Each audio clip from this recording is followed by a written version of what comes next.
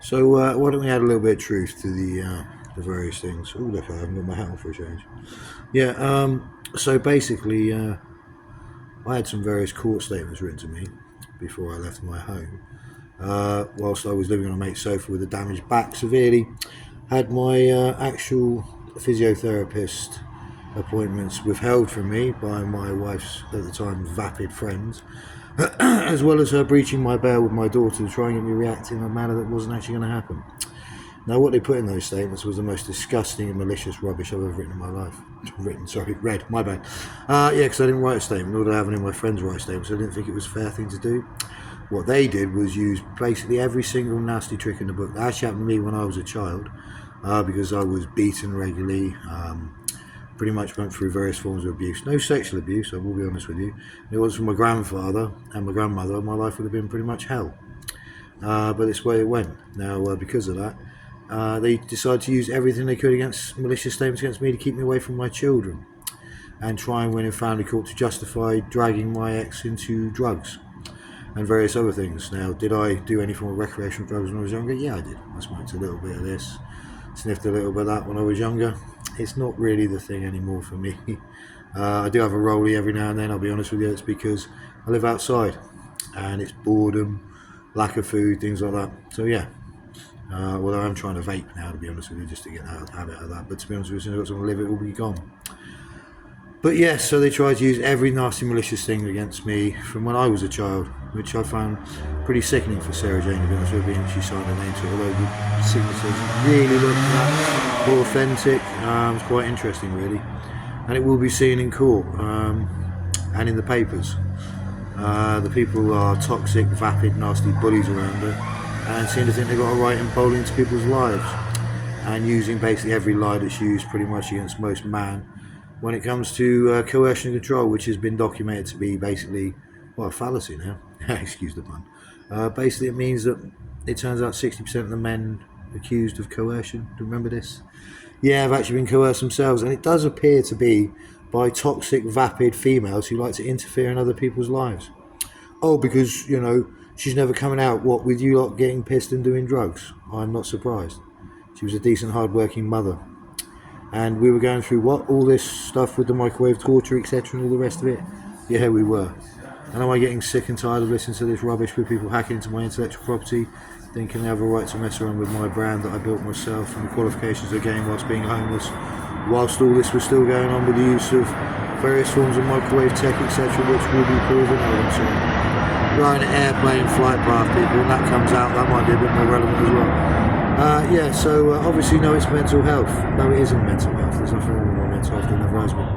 Oh, but he's not the woman I married, or whatever. See, I'm so sick and tired of this crap, it's unbelievable. I am sick and tired of this country because of the way, well, basically no one's doing anything. The police say, good luck with your investigation.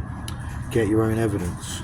Oh, well, I saw, all I could see was a dispute with the neighbours, which is how it all started and where it came from, Tintagel Close, and then carried on with other various vapid people.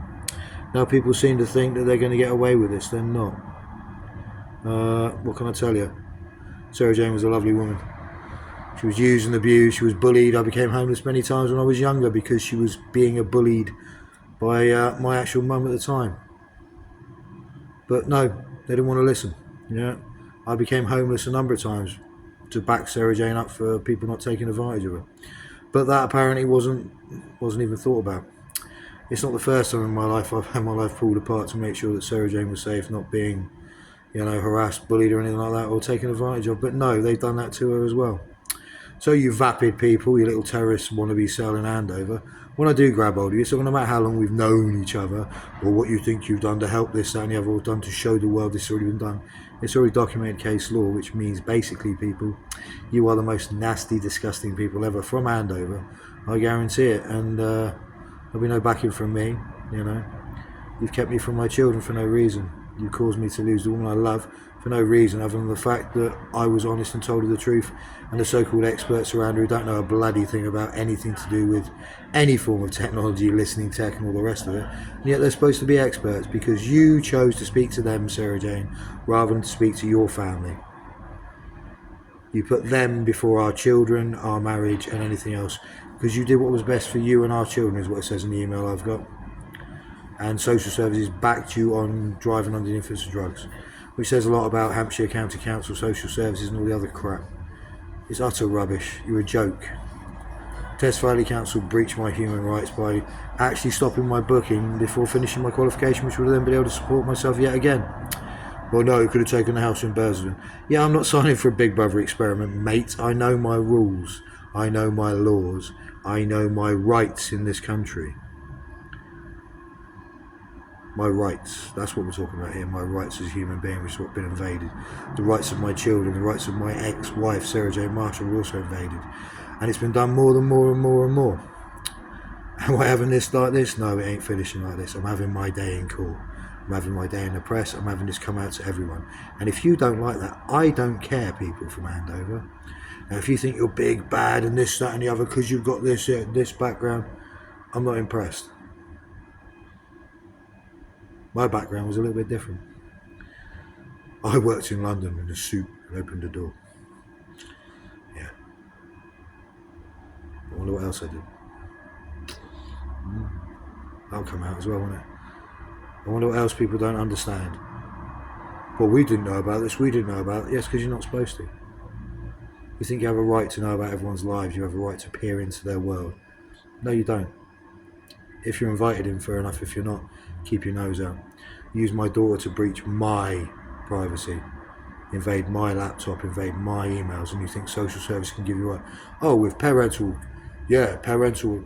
No, it's not with parental, it's mine. It's my studies, Daniel, the social services worker. It's my email.